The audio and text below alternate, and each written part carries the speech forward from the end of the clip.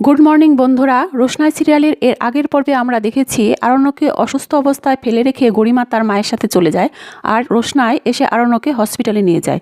তো বন্ধুরা, আমরা আজকের পর্বে দেখতে পাবো রোশনাই আরণ্যকে হসপিটালে ভর্তি করেছে, কিন্তু ডক্টর একজনও না থাকার কারণে এখনও চিকিৎসা শুরু হয়নি। এদিকে রোশনাই কান্না করছে আর বলছে, প্লিজ ডক্টর, আমার স্যারজিকে দেখুন, কিন্তু ডক্টর অন্য পেশেন্টকে দেখতে ব্যস্ত। তখনই আরণ্যকের অফিস থেকে আরণ্যকের দুজন কলিগ এসে ডক্টরকে বলে, আপনাদের আর ডক্টর কোথায়? আর আপনি জানেন এভাবে কার সাথে ডিল করছেন?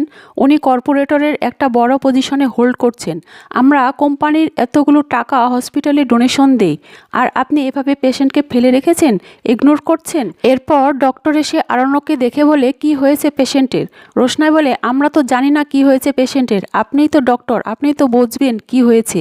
তখন ছোট বলে, আমি বলছি, ওর কয়েকদিন ধরেই শরীরটা খুব খারাপ ছিল।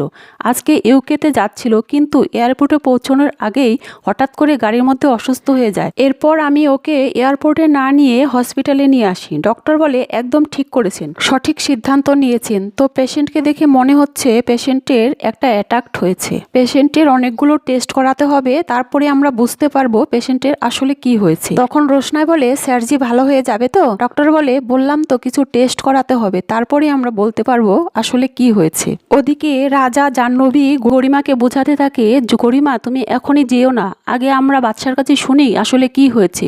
গরিমা বলে, কি হবে শুনে? ও আবার কালকের টিকিট কেটে ইউকেতে চলে যাবে। সুরঙ্গমা বলে, গরিমা তুমি এখানে দাঁড়িয়ে দাঁড়িয়ে সময় নষ্ট করছো, তুমি জানো না আমাদের থানা পুলিশ করতে হবে? আরণ্যকের বাবা বলে, হ্যাঁ, আমার ছেলে যখন অন্যায় করেছে তো আপনারা থানা পুলিশ করুন, তাতে আমার কিছু যায় আসে না, কিন্তু আমি চাই ওদের সংসারটা যেন না ভেঙে যায়। সবাই মিলে গরিমাকে আটকানোর চেষ্টা করে, কিন্তু গরিমা রেগে গিয়ে বলে, আমার সংসারটা তো আগেই ভেঙে গেছে, আর জোড়া লাগানোর চেষ্টা করবেন না। এই বলে সে উপরে উঠে যায় তার জিনিসপত্র আনার জন্য।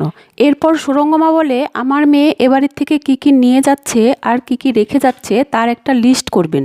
একটা লিস্ট পেপার আমাদের কাছে রাখবেন আর একটা আপনাদের কাছে রাখবেন। আরণ্যকের বাবা ছোটকে ফোনে ট্রাই করে, কিন্তু যোগাযোগ করতে পারে না। এরপর গরিমা উপর থেকে তার জুয়েলারি নিয়ে এসে মাকে বলে, চলো মা। জাহ্নবী গরিমাকে বলে, ছোট যতক্ষণ না পর্যন্ত কল ব্যাক করছে ততক্ষণ তুমি থাকো এ বাড়িতে। আরণ্যকের মা গরিমাকে অনেকবার রিকোয়েস্ট করে এ বাড়িতে থাকার জন্য, কিন্তু গরিমা কোনো কথা না শুনে তার মাকে নিয়ে চলে যায়। এদিকে আবার দেখায় রোশনাই আরণ্যকের মাথায় হাত বোলায় আর কান্না করতে করতে বলে, স্যারজি আমি আপনার সাথে অনেক অন্যায় করেছি, আমি আর কোনো দিন এরকম ভুল করব না, কিন্তু আপনাকে সুস্থ হতে হবে স্যারজি। আপনি সুস্থ না হলে আমি কাকে মনে মনে ভালোবাসবো, কার সাথে কথা বলবো, কার গান শুনে আমি কান্না করব বলুন স্যারজি? আমি কাকে ভালোবাসবো? চোখ খুলুন স্যারজি, চোখ খুলুন। তখন ডক্টর বলে, আমি কিছু টেস্ট লিখে দিলাম, ওগুলো করিয়ে আনুন। এদিকে দেখা ছোট বাড়িতে ফোন করে সবটা জানায়, কিন্তু বাড়ির লোক কিছুতেই বিশ্বাস করে না।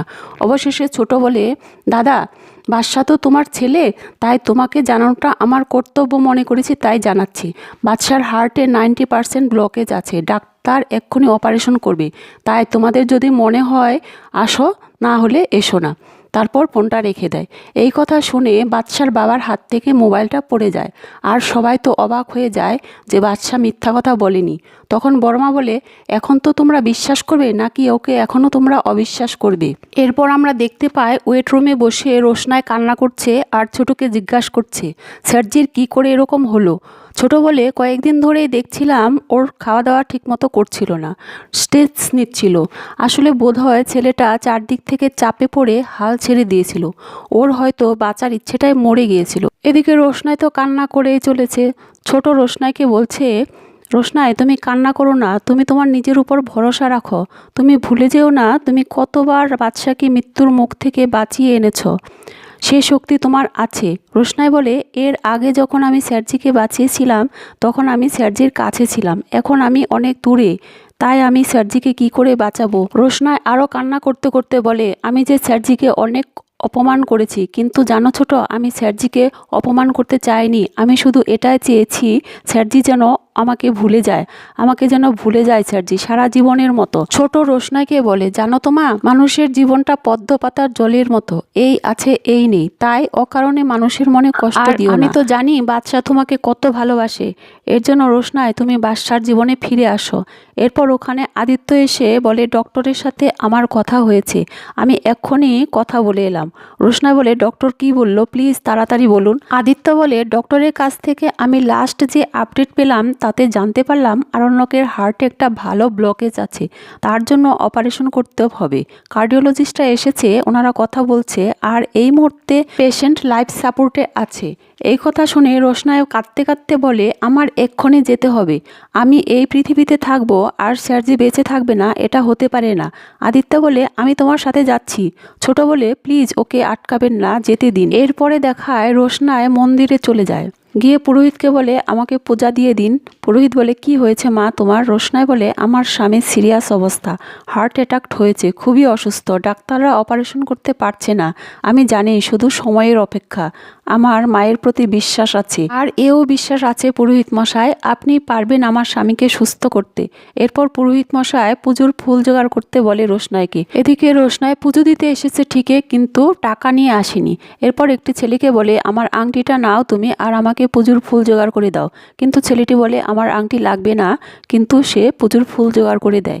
এরপর পুরোহিত মশাই একটু বসতে বলে রোশনাইকে। রোশনাই তখন একটু বসতে অজ্ঞান হয়ে যায়। পুরোহিত রোশনাইয়ের চোখে মুখে জল ছিটিয়ে দিতেই রোশনাইয়ের জ্ঞান ফিরে আসে, আর রোশনাই বলে, এবার আমাকে তাড়াতাড়ি পুজো দিয়ে দিন, আমার পুজোর ফুল নিয়ে যেতে হবে, স্যারের মাথায় ছোঁয়াতে হবে। আমার মনে হয় আমি যত তাড়াতাড়ি ফুল নিয়ে স্যারের মাথায় ছোঁয়াবো, স্যারজি তত তাড়াতাড়ি সুস্থ হয়ে যাবে।